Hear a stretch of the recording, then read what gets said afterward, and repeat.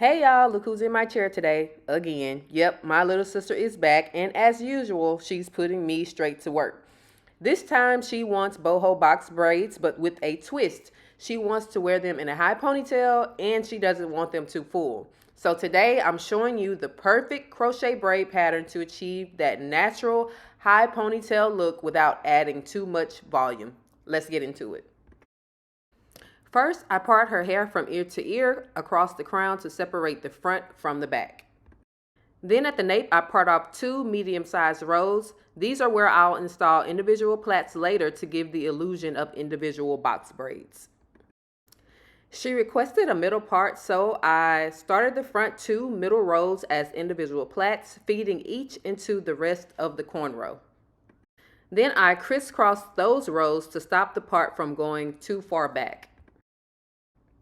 On each side of the middle part, I added 3 straight back cornrows, each starting with an individual plait.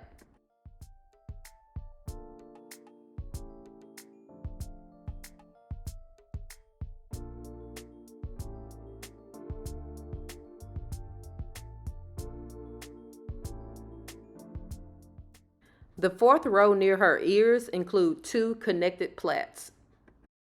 Along the hairline, I staggered the plaits using a bricklayer parting method to help the crochet lay flat and fill gaps naturally. In total, there are 10 cornrows in the front.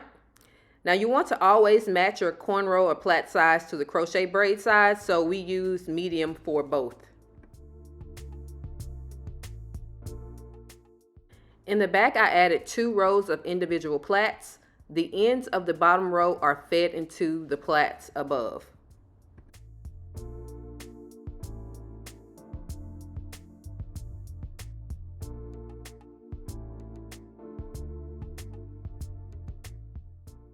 Near her ears, I begin the braid just behind the ear, then join the plait below midway.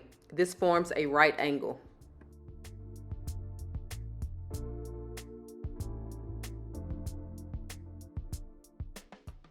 Now it's time to bring everything together. Using the front rows as a guide, I made an anchor braid. I started from the far right, looped around just above the nape to the opposite ear. Fed in the individual nape plaits for a secure base, and since her hair is short, I added a small piece of braiding hair for extra support. The next 2 front rows were extended vertically and fed into their neighboring cornrows. For the middle section, I used a zigzag cornrow pattern with the 4 front middle rows feeding into that zigzag. Now this allows for more horizontal coverage, helping the crochet lay flatter and better layering. And I repeated the same pattern on the opposite side for symmetry. We're all done with the hard part, and now I've got a super flat and functional crochet braid foundation that's perfect for ponytails and natural movement.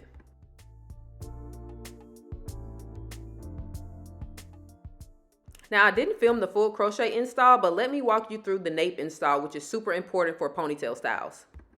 It is very important to insert the crochet hook in the direction you want the braid to fall. Now this hides the knot inside when the hair is pulled up. You also want to install 1 piece of hair per boxed section, checking placement as you go.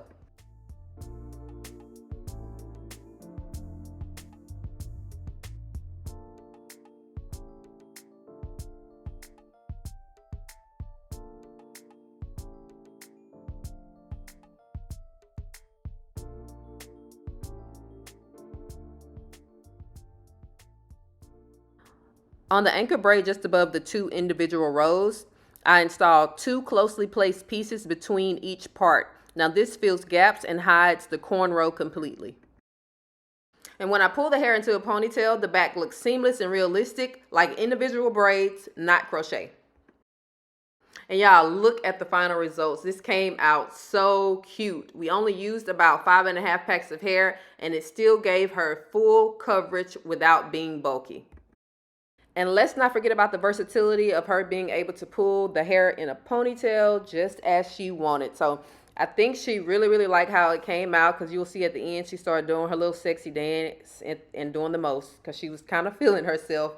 But I think this is a great alternative to sitting in a chair for 5 or 6 hours getting individual braids. We got done with this style in 3 hours, and it will last her for at least a month. I will link the hair in the description box down below.